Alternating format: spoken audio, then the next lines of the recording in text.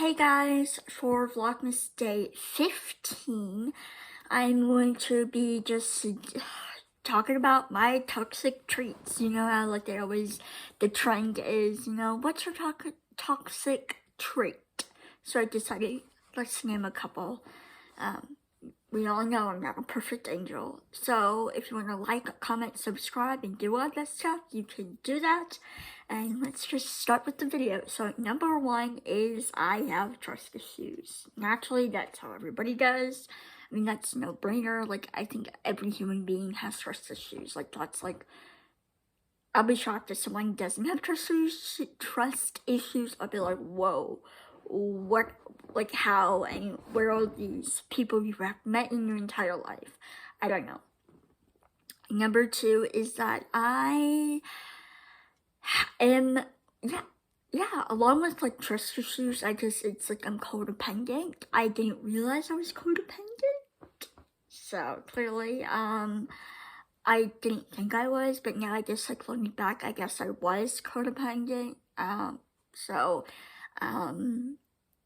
I guess, I mean, yeah, let's literally, I don't know what else to say. Like, I think, like, I'm codependent on my mom, but also, I'm also, like, really, I have separation anxiety with my mom, so that, I guess, is number three, is, like, separation anxiety with my mom, like, just specifically my mom, like no one else, like it's only my mom.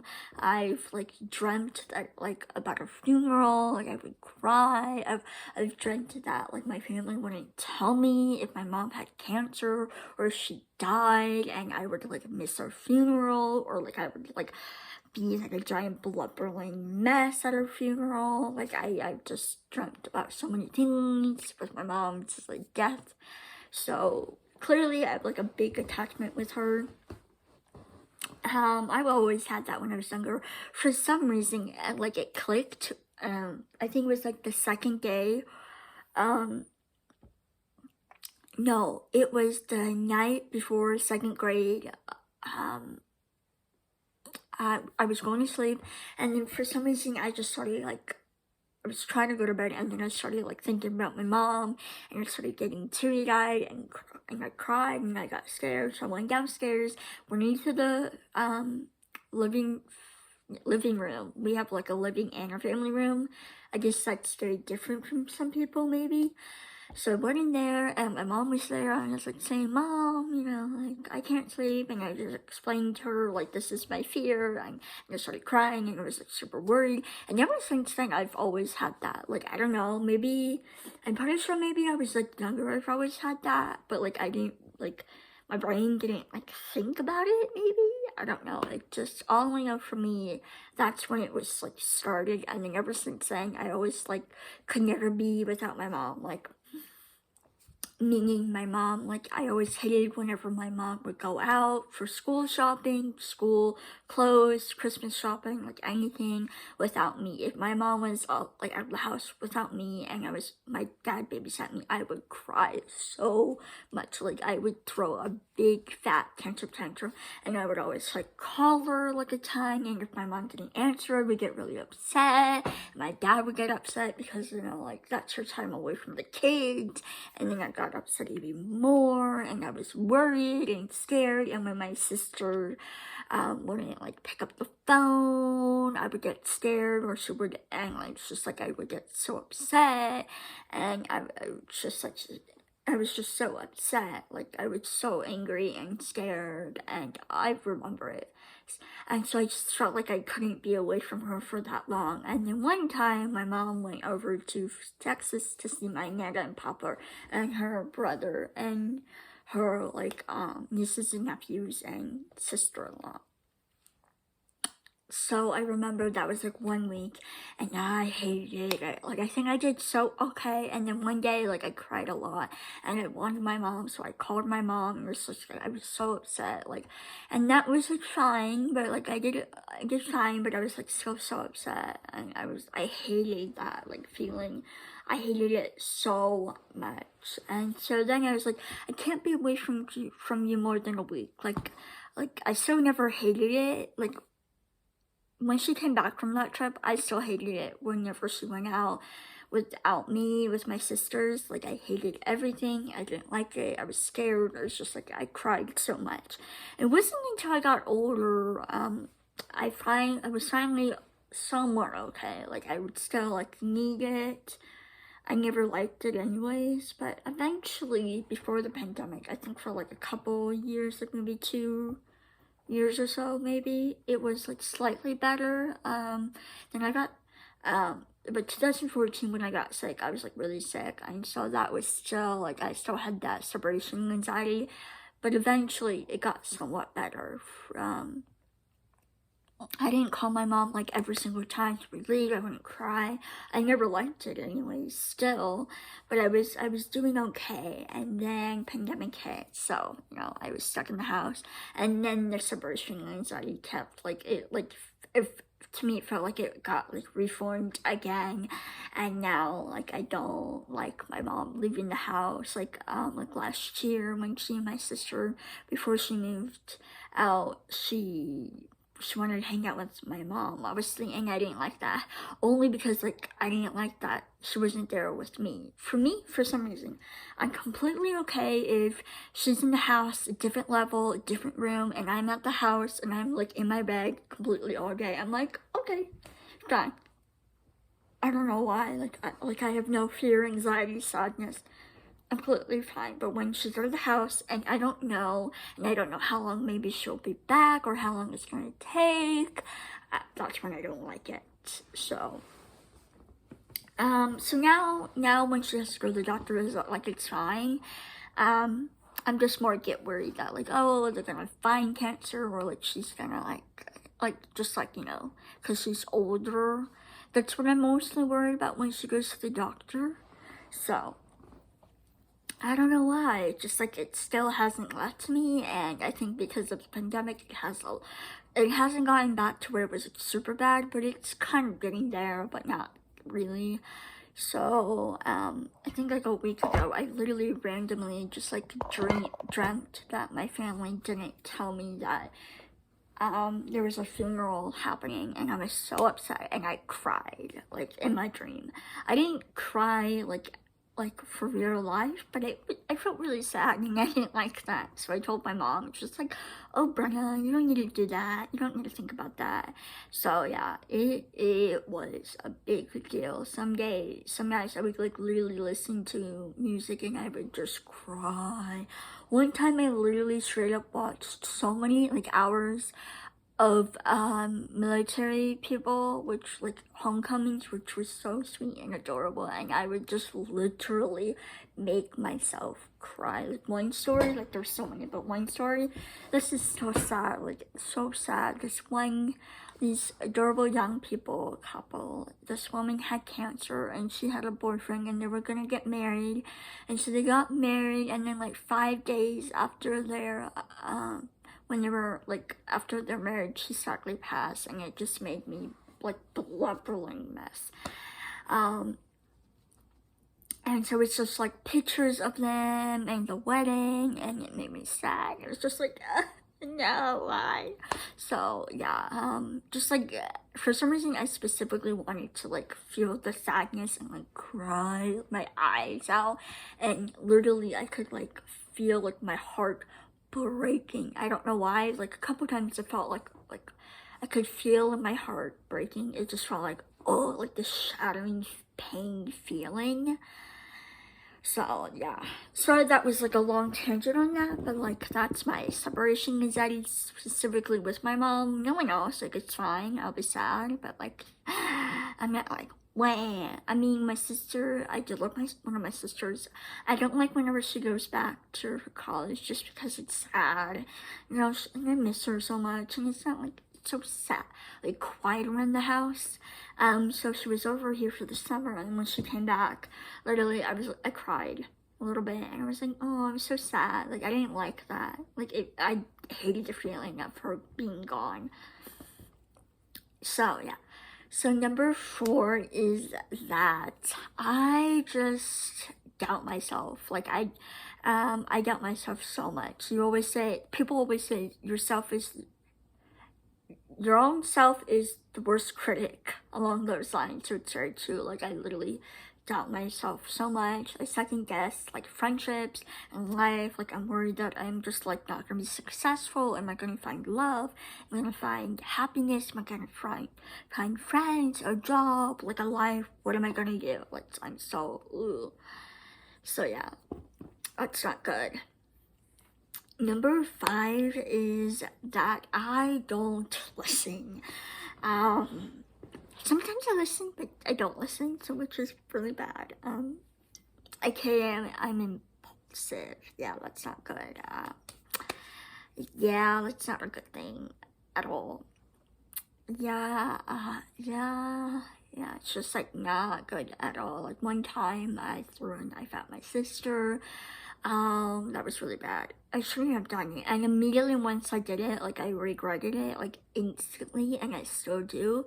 I think like that was like the only thing I've ever regretted in my life, like so badly that like anytime I think about it, I'm just like, why did I do that? I'm so stupid. I'm so sorry. Like I regret it so bad. So, and number 6 is that I talk too much. Like, I literally talk too much. As you can see, like, almost all of my videos are like literally 20-30 minutes long. Like, they're so bad. Like, I'm the worst at it. Like, it's so bad. And I don't know how to do that correctly. Number 7 is that I am, like, for me, when I text, I don't text normally, like a normal person. Meaning, like, I text a long change of text message. I literally sent my ex-best friend paragraph. Like, one time I literally sent like a long ass paragraph, many writing on sentences, probably like who cares about grammar, and it got to the point where like she literally had to click on it to give you more of it. Like, it's that like I'm just a terrible texter with that. Like, I don't know how to put it like in words and text messages in shortest amount possible. Same thing with speaking. I don't know how to like use certain words to make it more sense in a very short amount of time and a very short amount of sentences, and it's so bad to the point where like literally my sister would get so annoyed at me. She was saying like, explain it like in like 2 or 3 sentences. I'm like, great. Or like maybe 5 sentences. So yeah, it was like that bad, and I ever since then, trauma. It's now like I just don't know how to speak, and when I do speak to people, I just get so excited and just like, whoa, that like I don't listen. I don't like, I talk so much because it's like I have people to talk to since I don't have people to talk to, like, besides my own mother. So like when I see like my siblings come over, like I get so happy and excited, and I just don't listen or talk or take turns talking because I just, again, I get so excited that like when I see a person and I can talk to them, it's like I have to get all my words out before they stop talking to me. Like, you know. Number 8 is that Number 8 is that I tend to always look into the future, along with the same lines of like I always doubt myself. Like, I worry that, am I gonna have a life? Am I gonna be successful? Like, am I gonna be happy? Like, I don't want to be alone. Like, am I alone? Like, I get so worried because it's just like my life is just a giant like big pause. It's literally in limbo, and it's been like that for like almost like an entire like decade, I think. Yeah, like almost an entire decade, probably since like 2014. It always reverts back to 2014. Let me say you. That is when things went down. My entire like mental health, physical health, emotionally health, my social life, even before then. But like, you know, that's when it really down. So ever since then, it's been like 8 years. So like next year will be like 9 years since I was like, my life is like literally in limbo. Even when I was at school and I had my friend, it still was in limbo just because I didn't have anything else besides her, and I was just like there, like I don't know. So I wouldn't count those 2 years like as not in limbo, just because like it was only like it was only her when her and I would hang out. It was only then my life was like going. So I know it's kind of hard to make sense, but yeah. So number 9 is that I don't know if this I don't consider this toxic, but maybe it is. I'm very OCD. Now I know people say that like word, and I agree, it's very annoying when they don't use it correctly and they haven't been medically diagnosed. I have been medically diagnosed. It's not, for me, luckily, it's not like something where it's like stands in the way of my life, and when I go downstairs, I don't have to like go like random steps and like make sure it ends on an odd or even number like every time. Luckily for me, it's never been like that, but it has caused where like I would literally write for the longest time. I did like literally I would watch TV, go through the info, look at the cast, movies, whatever, and I would literally have to like write all these names, and I would have to like look up all these people, who the heck they were, what are their social medias, what are they doing now, stuff like that. Sometimes I just do that like out of curiosity. If like I don't know who these actors are, I do that, but like it was like a lot. It was like that bad. So then I would also, one thing I still have to have on is closed captionings. When I'm on TV, I have to have it. When there's YouTube videos that allow it, like the correct version, not the auto-generated ones, I have to have it on. When I'm watching Netflix or Disney Plus or like anything like that, I have to have it on. Like, can't not have it. So yeah, that's bad. So, and then for the volume, I for some reason have to end it at volume 16, and I have to have it at the channel, Disney Channel 64. Now that could be different in your area, but for specifically where I live in my house, Disney Channel is 64. I don't know why. And then I have to clear the watch list thing, where like lists all the, like the things that you watched from the television, so I have to clear that. And I also have to, if there's like DVD or like on demand or stuff, I have to make sure it's like unwatched, delete it all, just make it to look pretty, and I don't know why. It's just really annoying. Same thing on Netflix. I have to like make sure it's unwatched and remove it from the like watched list row thing of like, this is what you're still currently watching, you know. So it's that bad. Well, actually no, it's not that bad, it's just annoying for me. And then I have to wash my hands. When I wash my hands, it's 3 pumps, 6 pumps, or 12 pumps, or 24 pumps if I step and pee or poop on my feet. I have to like wash it and put lots of soaps on it, you know, stuff like that. Or if I touch the ground and like icky stuff when I used to vacuum, and like I had like one time I just really got like underneath the fridge and freezer, and like it was like a lot of grimy stuff, so I would use like 24 pumps of it like for my hands and just like wash it. Yeah.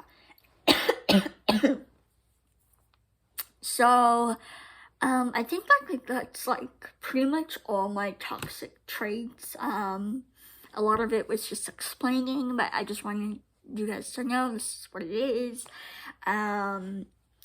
Yeah, I have a lot of stuff to work on. Yeah. Oh wait, I forgot. Number 10. Duh. Number 10 is that I'm very much a pessimistic person. I'm always like, I was always like that, but like I have always been like that since I got sick, and like we would always go to the doctor's office, and it was like we got no answers, and I'm like, oh, like I'm just like, we're probably like literally won't get answers. And most of the time, literally 9 times out of 10, we got no answers. It was just like, you don't have that, on to the next. So it's just like, ugh. So yeah, I hope you liked this video. It is quite a long one. Again, I need to really work better on doing short videos. I suck so much. So I'll see you guys in the next video.